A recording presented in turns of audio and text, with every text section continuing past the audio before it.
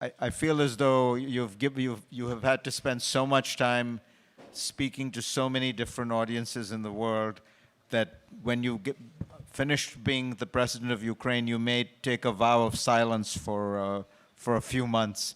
But while we have you, you talked about the next few months, the next 90 days. Can you give us a sense of what you expect? We are seeing signs of what is going on in Kherson, in Kharkiv. Is this the beginning of a major Ukrainian counteroffensive?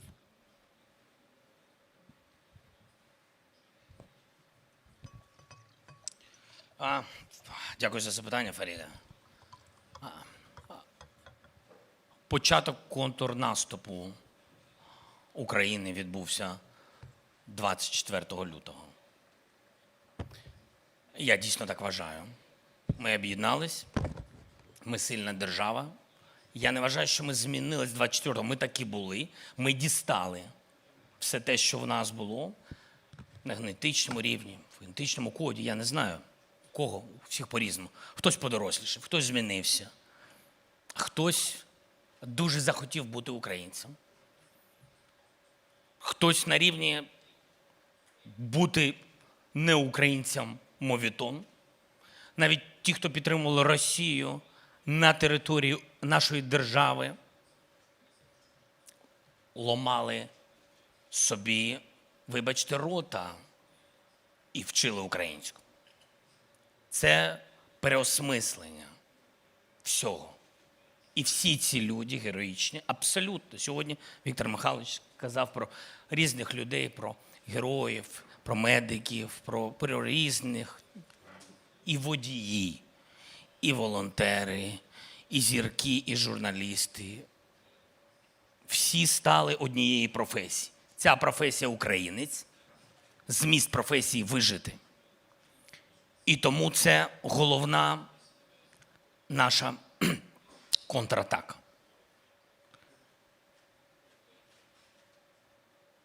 Вона почалась, вона незмінна.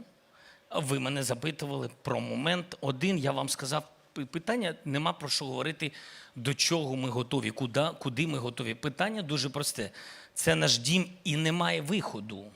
Ми знаємо, хто сусіди, іншого дому нам ніхто не дає. Ми не хочемо, але почекайте, ніхто ж і не дає. Тому це наше, і ми його будемо захищати. Виходу немає. Вихід один – перемогти. Це ціль, щоб вижити.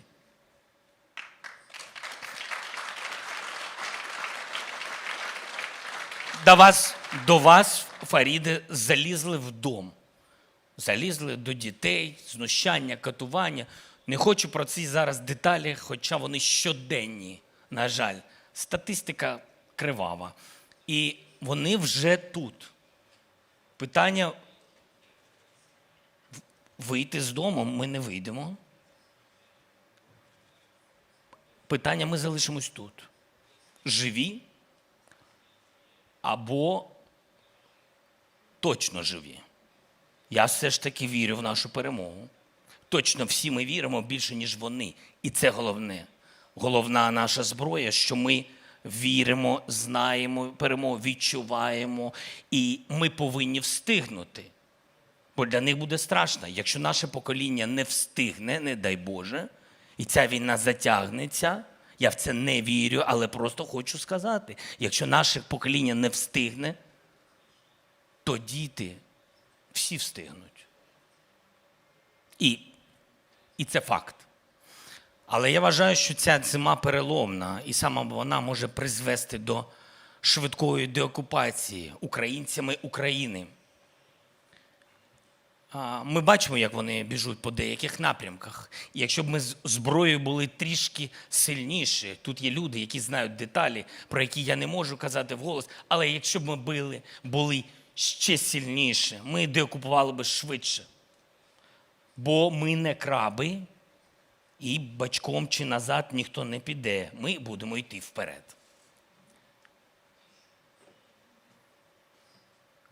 І в цьому питанні, я думаю, є відповіді на до чого ми готові, з ким ми готові, коли ми готові. Ми не піонери радянського часу, але ми завжди готові відстоювати свою землю.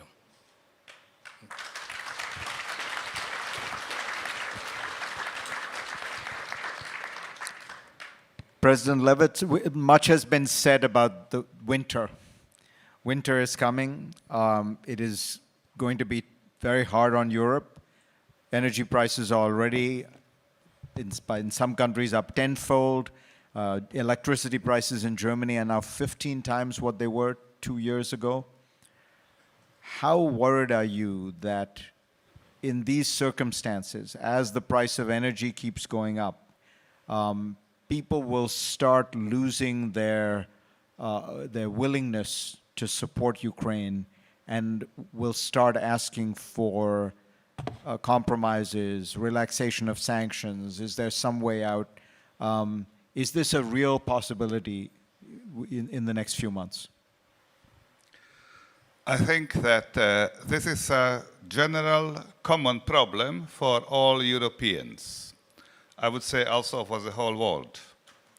And we are representing here democratic countries based on our democratic values.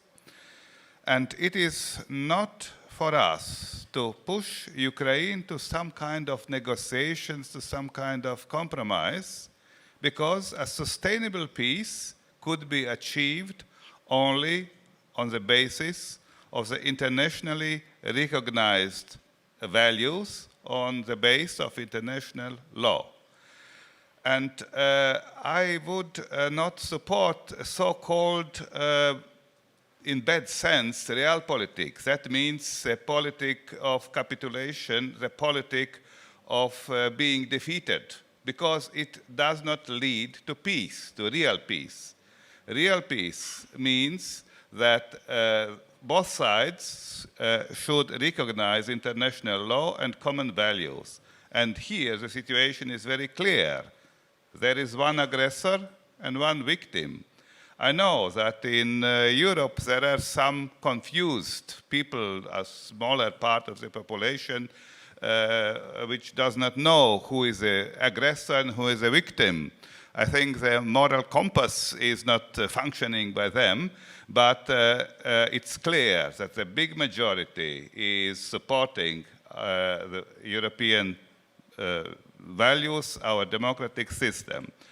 And then our only duty is very simple, to support Ukraine. This is what we can do. Support in terms of military support, it's a most urgent need. We should give Ukraine all what Ukraine needs in order to restore the sovereignty. Support in economic terms, also to overcome this winter, and also political support. And concerning political support, I would say that the European Union has decided, after maybe 2-3 months of discussions, to grant Ukraine the candidate status with some conditions. Most of the conditions are fulfilled, and we, Latvia and Poland, we have spoken about that today, will push for starting of the negotiations with Ukraine. Because I am convinced that after the war, after the victory of Ukraine, Ukraine will be one of the stronger European nations. Politically, after this terrible experience, which will base on our common European values, with a modern infrastructure after the rebuilding of Ukraine, and it would be not only for the benefits of Ukraine, but also for the benefits of whole Europe, this European perspective. And having in mind that, I think that our society has no real choice. We should support, and also we, Ukraine, and also we should give our part in order to overcome this situation, the energy prices and so on. It's our common burden caused by Russia, but it is a price for our freedom. It's our contribution to the freedom of Ukraine.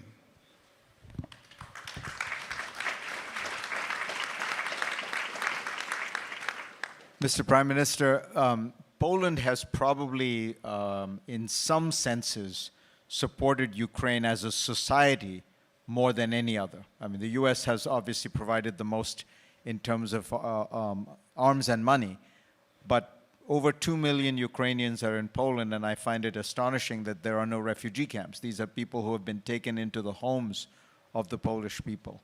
So you have a lot at stake. But in a few weeks, there's going to be an election in Italy. And it is quite likely, if the polls are right, that the parties that will win do seem to want some kind of compromise solution, some kind of ending of the sanctions.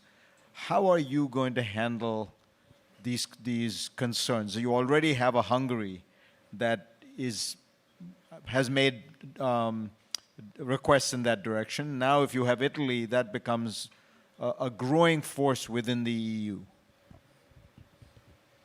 Well, like so far, our voice calling for freedom, for supporting Ukraine, was not only loud but also effective. And I believe that we will be able, together with our friends from basically the eastern flank of NATO, the eastern flank of the European Union, we are going to be equally effective in the future. Because if your neighbor's house is on fire, yours is not safe either. And this should not be the wisdom of the Central and Eastern Europe, but this should be the knowledge and understanding of the rest of Europe. Because what will come out of this war, apart from my deepest beliefs that Ukraine is going to win and defend its sovereignty and freedom, out of the war, out of those ashes of war, there will be the new shape of Europe also created. And this is why this is such a geopolitical moment, such a turning point in the history of the world, not only in the history of Europe. What Ukraine is doing today, Ukraine is fighting for yours and ours freedom and the future of the free world. And this should be understood by everybody, including our Italian friends and German partners and French and the others, because they all were sometimes of a slightly different opinion than we were. And unfortunately, it happens again and again. And indecision and delay, procrastination and hesitation are the parents of failure. So this is why we are organizing, together with, of course, our Baltic friends and the Czech friends and Slovaks and other countries, we are organizing the public opinion of the West to support Ukraine as much as they can. And in that context, also in the context of your question, Farid, one additional remark. What could be the next plan of Putin and some people in Western Europe and elsewhere who would want to go back to business as usual? I hope there is no way back to business as usual, because God forbid a victory of Putin would mean only another war soon after this such a potential victory. So what could be the next hope or plan? Ukraine and Ukrainian soldiers are fighting with lion hearts on the battlefield. They are great heroes. And it seems to the Kremlin that it won't be so easy to defeat them, to win the war on the battlefield. So they might want to destabilize Ukraine through not allowing any financial support. Of course, this is not them who are giving financial support, but they have huge impact in Western Europe as well. They might want to organize it through their silent allies, through their agents, through their propaganda. The Russian propaganda is the most effective and efficient propaganda across the world for the last 300 years. So they might want to dissuade the institutions, the European institutions, the public opinion, don't give money to Ukraine. And then through this they could create a situation that Ukraine can be bankrupt. And what happens then if Ukrainian state is not able to pay the soldiers and teachers, nurses and doctors and judges and policemen? This could be yet another situation where the public opinion in Ukraine could potentially change. I hope it's an unimaginable scenario, but I try to think in a flexible way how Putin and the Kremlin can imagine the next stages of war. And what's the role of Poland and our friends? Us, until very recently, we have to persuade to our friends in Western Europe, in the free world, across the free world, that both weapon delivery and financial support are critically important ingredients, are prerequisites for Ukraine to survive, to win, and to create, through this victory, a better world and not a worse world. I'm sorry, Farid.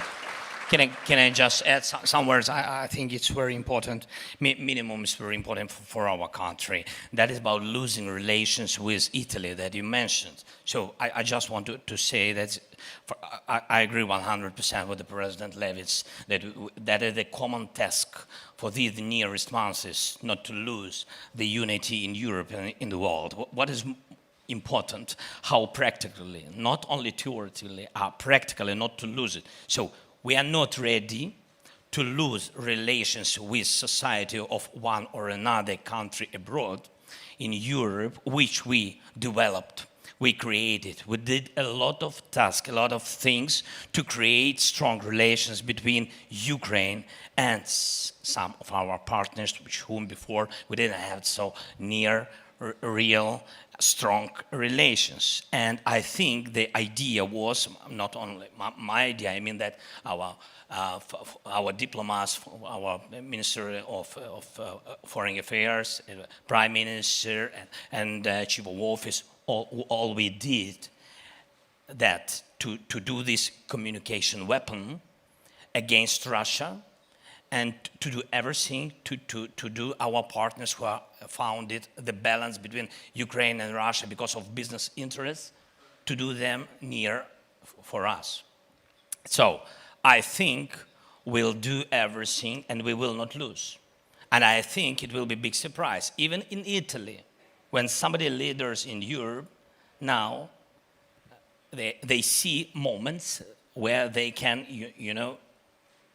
we know with Morawiecki what about we're speaking. They want to have possibility, make more influence on Ukraine, not to lose relations with some business interests in Russia. So, I mean, it will be a surprise because it's very difficult for any leaders in the Europe. We did it. It's very difficult to be against their society. So, thank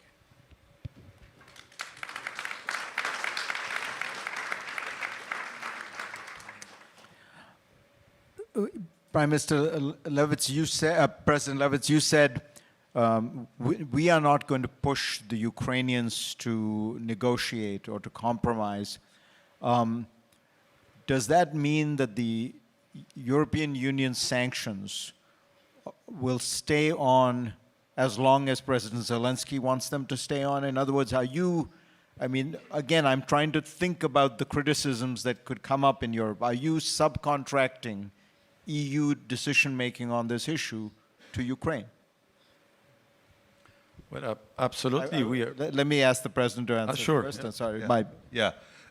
Of course, the sanctions are effective, in long term effective. And we can see already some impacts of the sanctions to the Russian economy.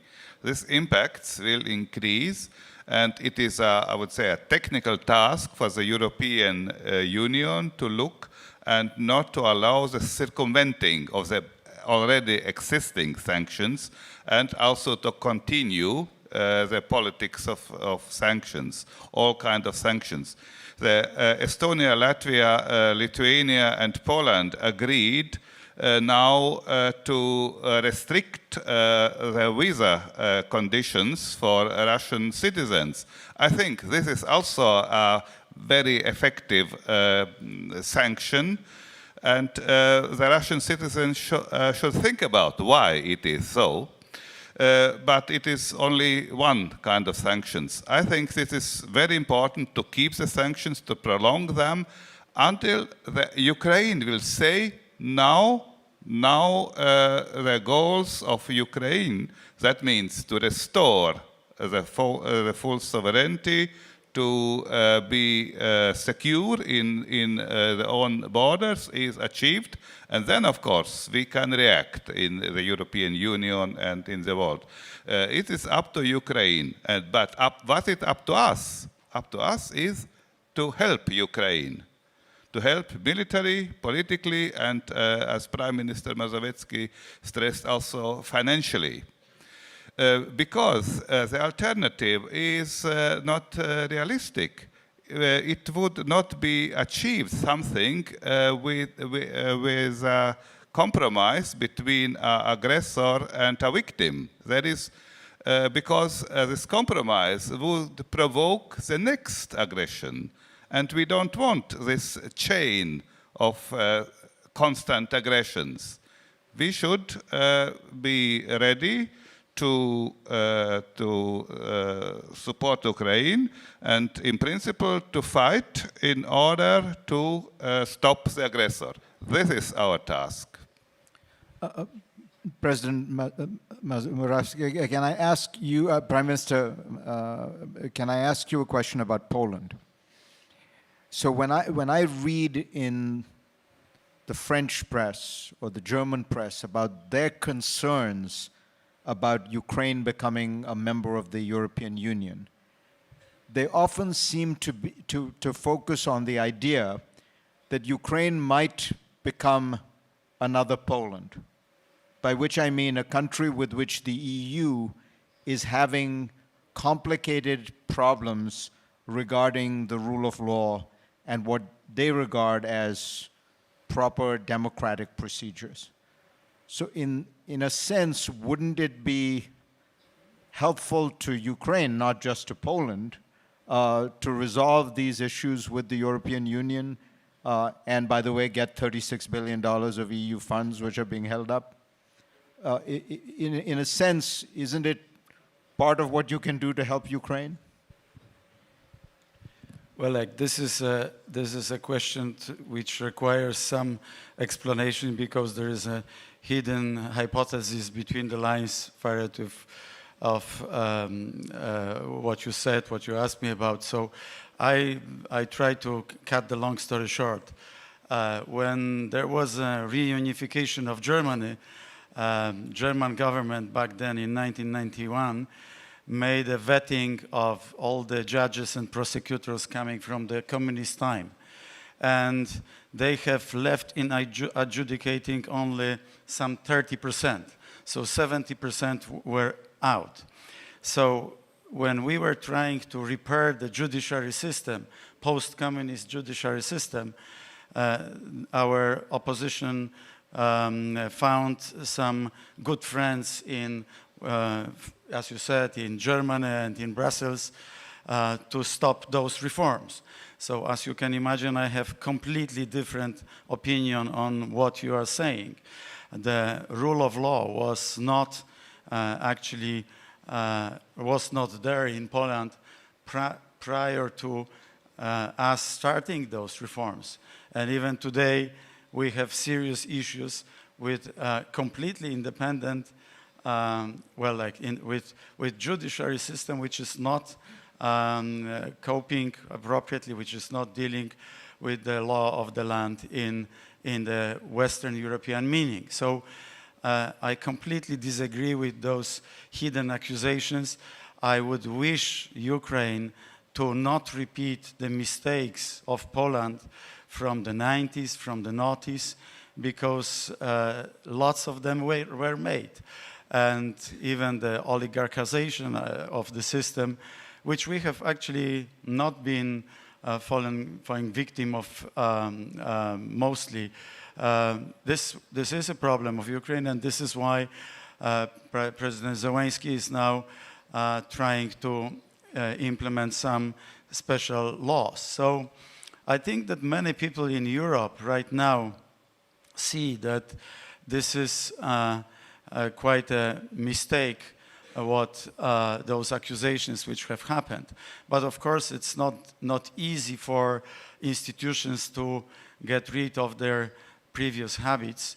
And even if the chairman of the European Commission agreed that whatever changes we've done are sufficient, there are radicals in the European Parliament and elsewhere who are drawing the European Commission away from this compromise. So I don't want to bore such a beautiful audience, Yalta European strategy audience, but you provoked me to this, dear Farid. So I had to explain this because the situation is completely different than liberal media, including probably some of your friends who have given you those information, accusing us. So I think I was fairly reporting what people in Germany and France are saying. Maybe so. I don't know. I don't. So my question to you very simply would be, will Poland resolve its issues with the European Union? As far as I'm concerned, we've already resolved them. Ask European Commission. President Zelensky, everybody wants to know at what point you will be willing to start some kind of negotiation. You used to say every war ends with negotiations. You used to acknowledge that there was going to have to be some process by which the war ends. I mean, other than World War II, for example, where the total victory was the objective. If you think of the Korean War or the Vietnam War, all of these wars do have negotiations. Can you give us some sense of what would be the conditions under which you would be willing to negotiate with Vladimir Putin?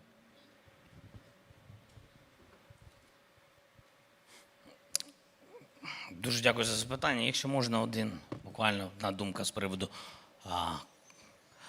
запитання до прем'єр-міністра Моровецького. Там є така наративна історія, асоціація України з проблемами. Це єдине, на що б я хотів відреагувати в тому, що ви сказали, Фаріде. І дійсно лунає таке в тій чи іншій пресі. Вона не про образливість до змісту, що у України така асоціація, а про реальність.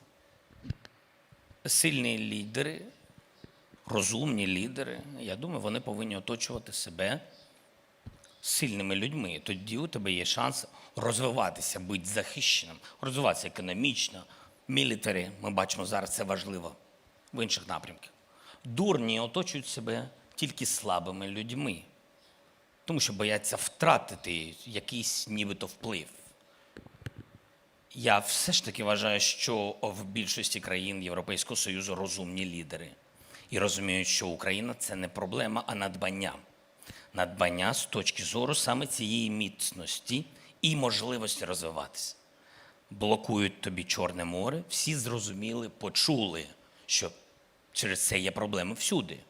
Європа, Азія, Африка, не будемо говорити про всі континенти, але є проблема.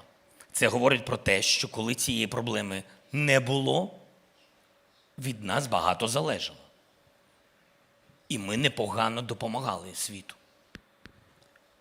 Енергетичну історію, яку ми not once today raised up with the Prime Minister and President, yes, how to help European countries because of Russia, yes?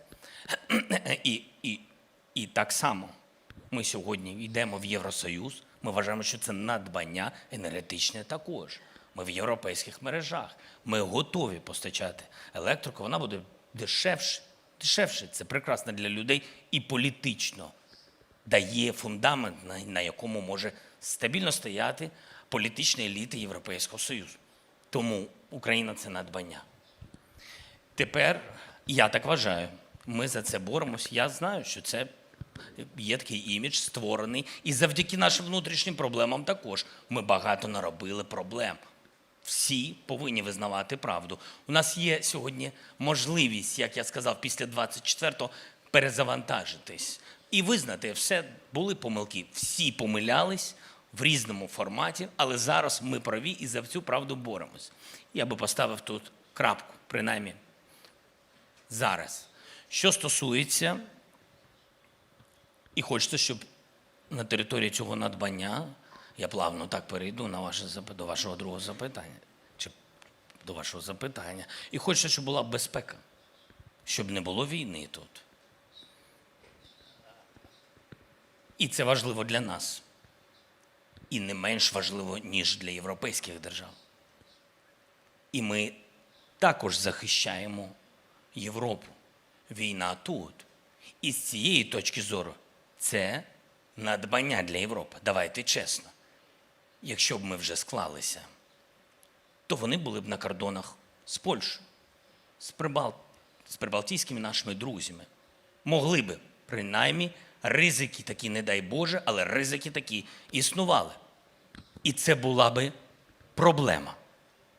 Тож, підкреслюю, що Україна – це надбання. Ми хочемо закінчити війну. Змінився простір, змінилась можливість.